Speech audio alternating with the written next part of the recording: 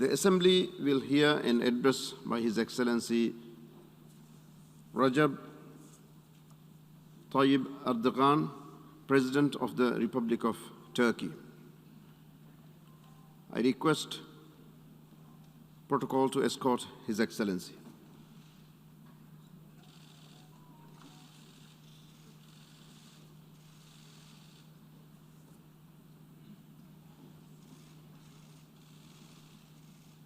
On behalf of the General Assembly, I have the honor to welcome to the United Nations His Excellency Recep Tayyip Erdoğan, President of the Republic of Turkey, and to invite him to address the Assembly.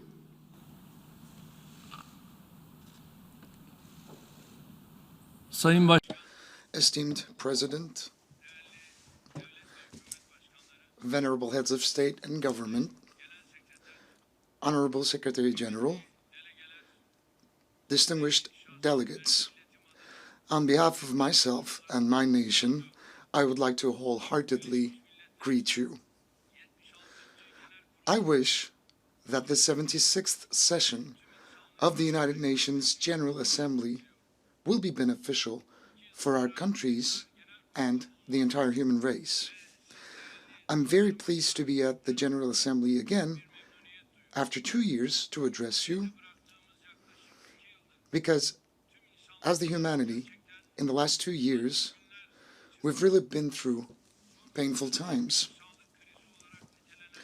We have lost 4.6 million people, including our friends, relatives, and loved ones during the COVID-19 pandemic, which was labeled as the biggest health crisis of the last century.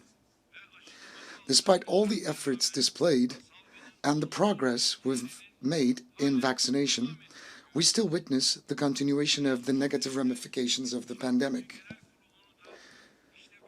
In such a climate that we are observing the 76th session of the United Nations General Assembly, and I do believe that the messages of solidarity and cooperation which we will be conveying here will not only support the fight against the pandemic, but also increase the hopes of billions of people who are going through very challenging times.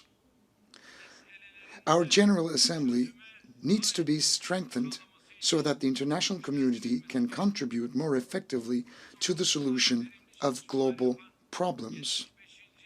And I would like to take this opportunity to express my gratitude to Mr. Volkan Bozkır, President of the 75th General Assembly, for his fruitful work towards that direction.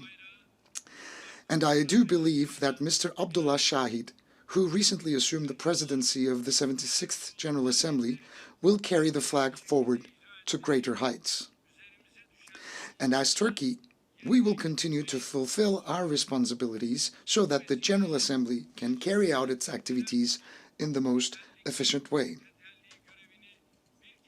On this occasion, I also would like to congratulate Mr. Guterres, who once again assumed the duty of United Nations Secretary General, and wish him continued success. It's extremely fitting that this year's General Assembly has been organized under the theme Building Resilience Through Hope. First of all, I would like to express one fact, no matter how painful it might be to hear. Unfortunately, we were reminded once again during this pandemic that the entire world are a part of a big family. But the solidarity test that we were put to failed us miserably. Especially the underdeveloped countries and poor segments of the societies were literally left to their fate in the face of the pandemic. The distorted structure of the global system, which rather creates problems instead of solutions, deepens those problems and condemns them to insolvency, also holds its share in the increased loss of lives around the world. At a time when millions of people have lost their lives and tens of millions of people are suffering in the grip of the virus, it is a disgrace for humanity that the vaccine nationalism is still being carried on through different methods. It's clear that a global disaster such as the COVID-19 pandemic can only be overcome through international cooperation and solidarity. It's not possible for any country to survive safely on its own before all countries are free from this pandemic. We hope that the will which we will be showcased in the General Assembly will constitute a turning point in understanding this fact for what it is. In addition to the importance of global cooperation during the pandemic, we had the opportunity to observe the high level that medical science has achieved. We took pride in the fact that the first vaccine approved by the WHO has been developed by two scientists of Turkish origin living in Germany.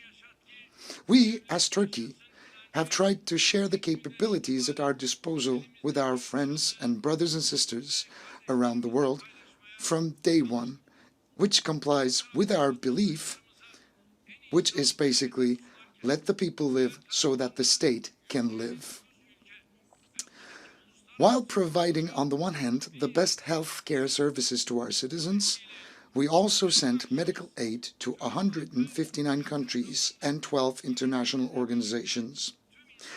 On this occasion, I would like to inform you that we will offer in the near future our national vaccine called Turkovac to the benefit of all humanity together with our nation.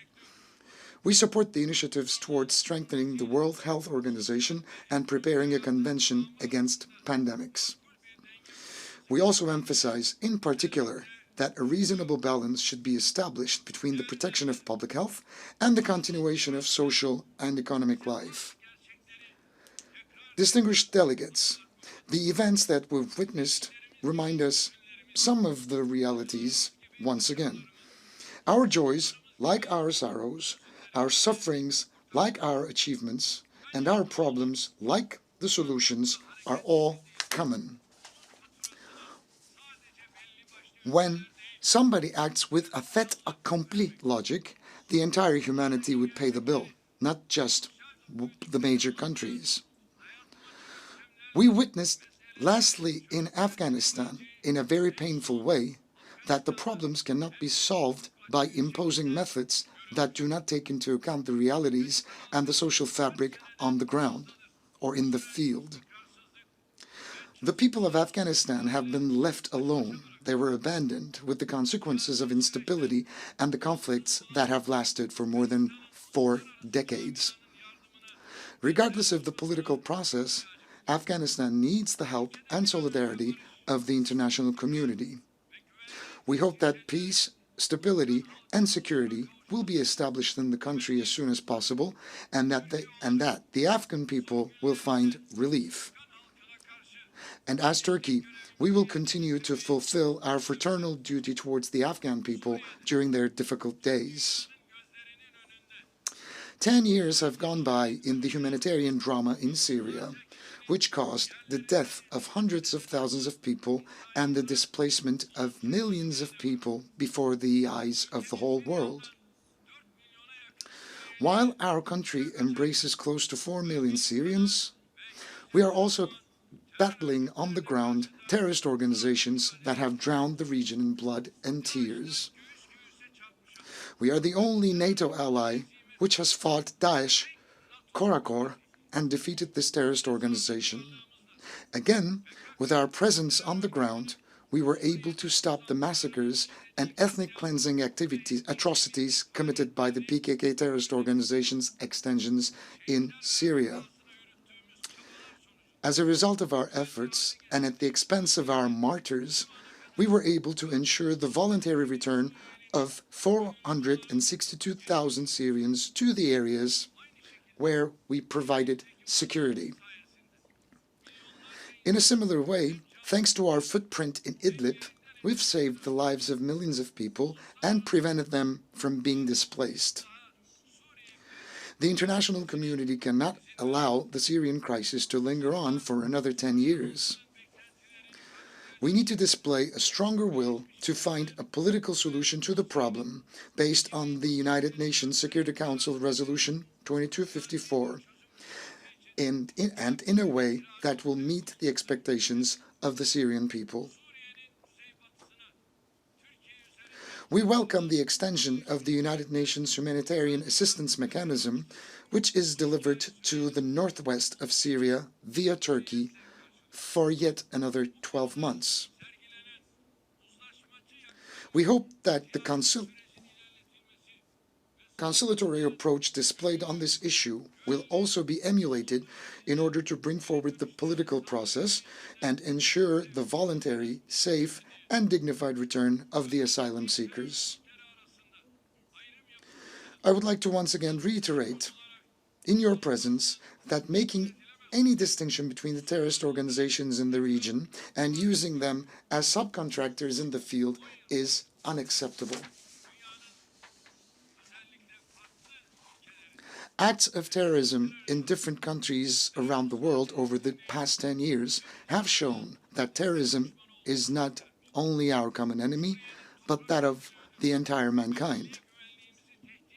Our struggle against terrorist organizations that threaten the territorial integrity of Syria and our national security will continue with resolve.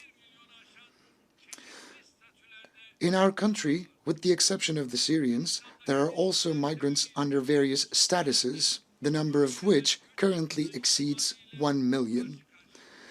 Because of the current developments in Afghanistan, we are faced with the possibility of another influx of migrants from this country.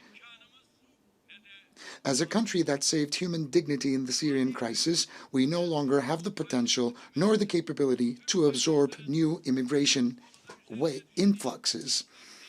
On the basis of fair burden and responsibility sharing, it is high time for all the stakeholders to do their part on this issue.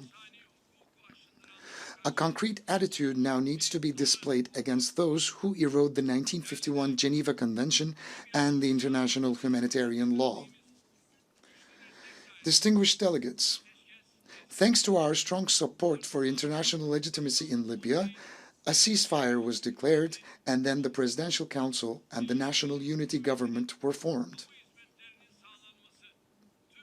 We will continue to support the efforts of the National Unity Government to provide public services and unify all institutions and organize elections in a timely manner. I reiterate my call to the international community to stand by the legitimate government which represents all regions of Libya. One of the most important problems that fuels instability and threatens peace and security in our region is the Israeli and Palestinian conflict. As long as the persecution of the Palestinian people continues, lasting peace and stability in the Middle East is not possible. For this reason, invasion, annexation, and illegal settlement policies must absolutely and immediately be brought to an end. We will continue to stand up against the violation of the international status of Jerusalem, which is based on the United Nations Resolution of 1947, and against violations of the sanctity of the Haram al-Sharif and of the rights of the Palestinian people. The peace process and the vision of a two-state solution must be revived without further delay. The establishment of an independent and contiguous Palestinian state with Jerusalem as its capital on the basis of the 1967 borders remain amongst our primary objectives. Important steps have been taken forward vis-à-vis establishing stability in the Caucasus. By exercising its right of self-defense, Azerbaijan has ended the invasion of its own territory, which has been the subject of Security Council resolutions which were not implemented for many years. This development has also enabled the opening of a new horizon ahead of us for opportunities to be explored in the region to establish a lasting and a sustainable peace. We are determined to support every positive step forward that will be taken by the parties involved. We attach importance to the protection of the territorial integrity and sovereignty of Ukraine, including the Crimea, whose annexation we do not recognize. Within China's territorial integrity perspective, we do believe that more efforts need to be displayed regarding the protection of the basic rights of the Muslim Uyghur Turks. We maintain our stance in favor of solving the ongoing problem in Kashmir for 74 years through dialogue between the parties and within the framework of relevant United Nations resolutions. We also support ensuring the safe, voluntary, and dignified return of Rohingya Muslims who are living under difficult circumstances in camps in Bangladesh and Myanmar back to their homelands. A fair, lasting, and a sustainable solution to the Cyprus question is possible only through a results-oriented, realistic approach. While the leader of one of the two peoples on the island, which the United Nations considers as equal, can address you, it's not fair that the other leader cannot make his voice heard on this platform. For a solution, it is necessary to reaffirm the sovereign equality and equal international status of the Turkish Cypriot people, who are the co-owners of the island. Therefore, we support the new vision put forward by the Turkish Cypriots for a solution. I hereby call on the international community to address the views of the Turkish Cypriots with an open mind and without any prejudice. The continuation of the calm environment in Eastern Mediterranean region is in our common interest. We hope that the problems regarding maritime boundary delimitation will be resolved within the framework of international law and good neighborly relations. For this, it is necessary, first of all, to abandon the mentality whereby Turkey, which has the longest coast in the Eastern Mediterranean, is completely disregarded in the region. Our proposal to organize an Eastern Mediterranean conference in which all the actors in the region will be represented for dialogue and cooperation still remains on the table. Similarly, we believe that the problem in the Aegean Sea should be resolved through a bilateral dialogue. We also maintain our determination in the European Union membership process. We are in full solidarity with the continent and the African Union also today, drawing on the strength of our deep-rooted ties with Africa, which dates back 2 centuries. With this understanding, we continue our efforts to hold the 3rd Turkey-Africa Partnership Summit in Turkey in the forthcoming periods. With our Asia Anew initiative, we are consolidating Turkey's unifying position between Europe and Asia. Likewise, we attach great significance to developing our relations with Latin America and the Caribbean region on bilateral and multilateral platforms. Turkey has been and will continue to be by the side of every step taken forward for a safer, peaceful, prosperous, and equitable world for everyone. Distinguished delegates, while the Earth embraces millions of living species on its soil, it only expects us to respect the balance of nature in return for this generosity. Unfortunately, mankind has recklessly used the resources the Earth offered us in search of progress and development, which we pursued throughout history. At the end of this process that lasted for centuries, we are now facing threats entirely caused by men, outside nature's own balance. The problems, which we may classify under topics such as climate change, air pollution, water and food security, loss of biodiversity, have reached to such an extent that will steer us from a safe and a prosperous future for the entire human race.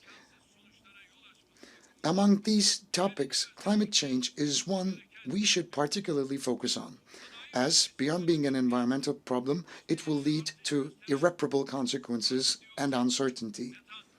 Greenhouse gases such as carbon dioxide, methane, nitrous oxide, which have increased by 50% compared to the pre-industrial period, literally elevate the world's temperature. Indeed, for some time now, disasters have been occurring all around the world, caused by an increase of 1.1 degrees Celsius compared to the pre-industrial period. We are experiencing unusual events such as floods in Asia and Europe, hurricanes in America, drought in Africa, fires in the Mediterranean basin, rainfall on the peak of Greenland, and snowfall on the deserts.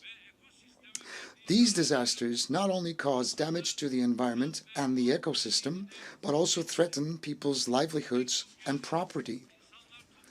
In many places, people are collectively preparing to go to other places, to migrate. However, the world hasn't still found a solution to the refugee problem caused by conflict-prone crisis regions such as Syria and Afghanistan. At this time, we don't know how to deal with the migration of hundreds of millions of people due to factors such as drought, food shortages, and meteorological events. The greatest impact of climate change will be observed on the populations living in the centers of metropolitans.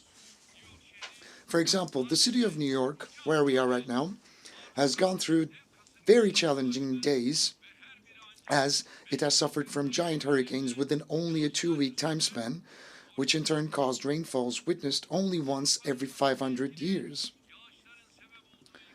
The destruction caused by rains affecting the Western Europe has yet to be repaired. Although we, as Turkey, produce the most rapid and effective solutions in that regard, we've experienced our share of quite challenging days. A significant part of the world infrastructure is a byproduct of the last 2 centuries of human progress. So it is not possible to handle the ramifications of climate change with the existing infrastructure. The continued rise in global temperatures, hence expectations for more intense rainfalls, must steer all of us towards new pursuits. For example, it has now become mandatory for urban planning to be taken into consideration by respecting the consequences of climate change. Another danger awaiting our world is that forests, being among the most important carbon sinks, are now facing complete annihilation due to land use on the one hand and fires on the other. Another area affected by the increase in temperature is our seas. Expanding water and melting glaciers have raised sea levels by 20 centimeters over the past century. This figure is the fastest increase during the last 3,000 years. If effective measures will not be taken and greenhouse gas emissions will continue to increase, sea levels are expected to rise by more than 1 meter at the end of this century. Such a rise would mean that an important part of coastal cities and island states will be wiped out completely. Of course, this situation will also be accompanied by new and massive waves of migration. I would like to draw your attention to the fact that all these problems have come up only with a 1.1 degrees Celsius increase in temperature. I leave it to you to consider what would happen if the temperature increase would reach 1.5 Celsius or 2 Celsius, or even more. Distinguished delegates, hence, after all these developments, as the states of the world, we came together in 2015 to fight climate change, and we've agreed on the Paris Climate Agreement. The scope of the agreement is to limit global temperature rise to 1.5 degrees Celsius by the midst of the century. However, the current trend shows that this is not quite possible if measures will not be taken duly. For this reason, first and foremost, it's compulsory for countries with historical accountability for the emergence of problems which led to climate change to take the main responsibility. It may be possible to prevent the coronavirus pandemic with the vaccines which were developed. However, it's out of the question to find such a laboratory-manufactured solution to climate change. For this reason, also for climate change, we repeat our appeal with the motto that we continuously repeat: the world is bigger than 5. Whoever has done the most damage to nature, to our atmosphere, our water, our soil, and the earth, and whoever has wildly exploited natural resources should also make the greatest contribution to the fight against climate change. Unlike the past, this time, no one can afford the luxury to say, "I'm powerful, so I will not pay the bill." Because climate change will treat mankind quite equally. It will treat everyone exactly the same, regardless of the differences between the European or the Asian, American or the African, rich or the poor. The duty for all of us is to take measures against this enormous threat with a fair burden sharing and to fulfill our obligations duly and immediately. As Turkey, we act with this mentality. We are among the first countries to have signed the Paris Climate Agreement. However, we hadn't yet ratified this agreement due to the injustices related to stated obligations and burden sharing. I would like to announce to the whole world, here from the United Nations General Assembly, the decision we have taken following the progress made within the framework of the agreement recently. We plan to present the Paris Climate Agreement for approval to our Parliament next month, within the framework of our National Determination Contribution Statement and in conformity with the positive steps which will be taken. Before the United Nations Climate Change Conference, which will be held in Glasgow, we envisage to complete the ratification phase of the Carbon Neutral Targeted Agreement. We consider this process, which will lead to radical changes in our investment, manufacturing and employment policies, as one of the main elements of our 2053 vision.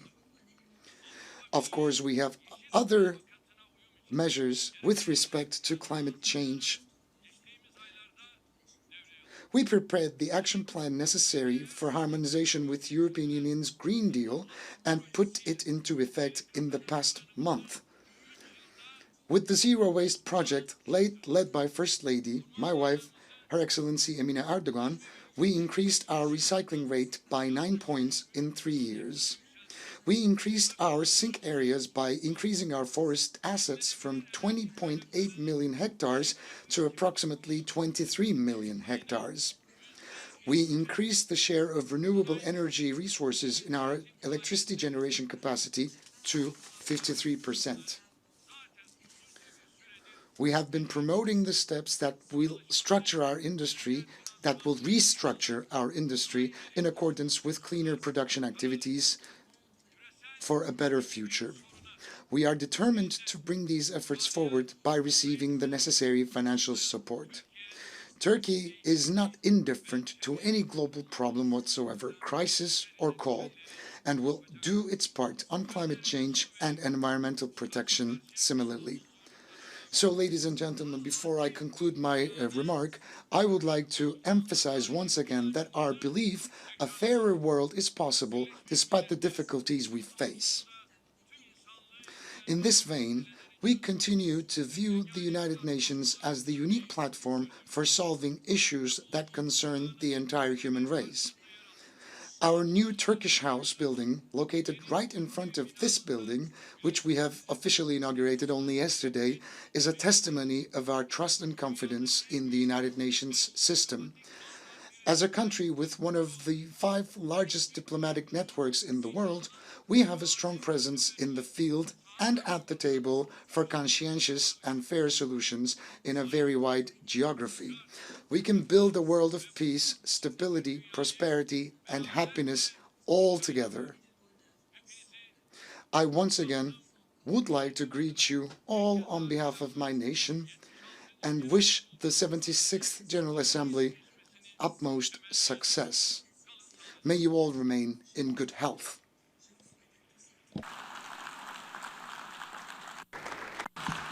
On behalf of the General Assembly, I wish to thank the President of the Republic of Turkey for the statement just made, and I request protocol to escort His Excellency.